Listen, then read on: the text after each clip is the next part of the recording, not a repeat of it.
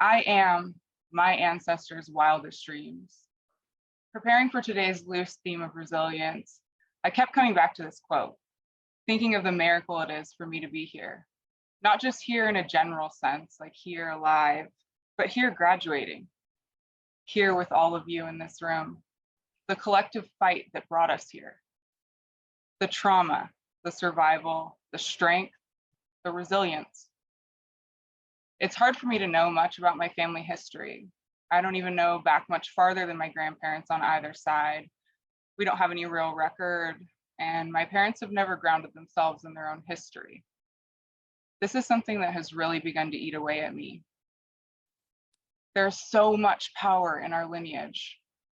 Earlier this month, during one of our coaching calls, Lester and I had a conversation about lineage and how powerful it is to know where you came from and to be able to recognize that we're not here alone, but instead standing on the backs of the giants that paved the way before us. My father is Black, my mother is Hawaiian, Japanese, and German. There's a lot of history there. My African ancestors didn't choose the sea. They survived Middle Passage. They landed on the shores of Virginia sometime in the 1700s. They survived centuries of enslavement, separation from loved ones, the Jim Crow era means so much. My Japanese ancestors survived Japanese internment camp. My Hawaiian ancestors survived colonization, Pearl Harbor. I mean, this is what I carry with me, generations of trauma. When I started looking at myself in the context of history, I realized my story was so much bigger than just my own.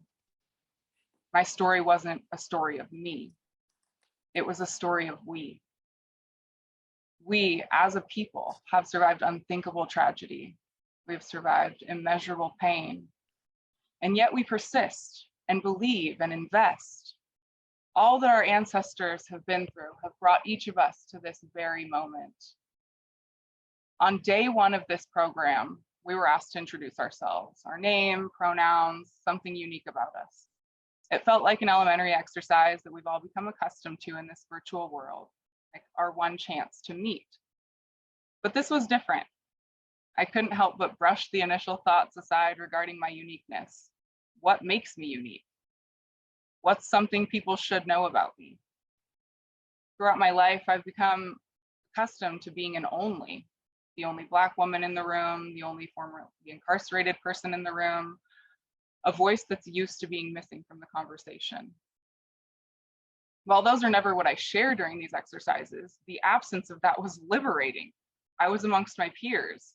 I was finally with my people. The trauma that had long separated me from mainstream society was not unique here.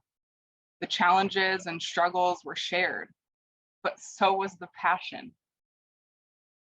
This is the most beautiful community I could have ever imagined. Our population is strong and committed to making the world a better place. Not only do each of us in this room carry the legacy of our ancestors, but we are also in the midst of forging our own. We intimately know some of each other's darkest days and relate on a level that most others can't, yet we see each other in some of the brightest lights.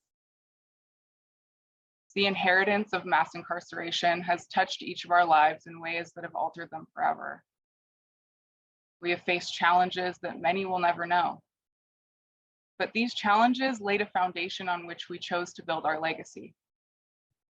While society tends to count us out, we know better. We have committed to building a better future, not just for us, but for our communities. We have invested in our leadership, and through this program, we have continued to grow as leaders. We are each living as the wildest dreams of our ancestors.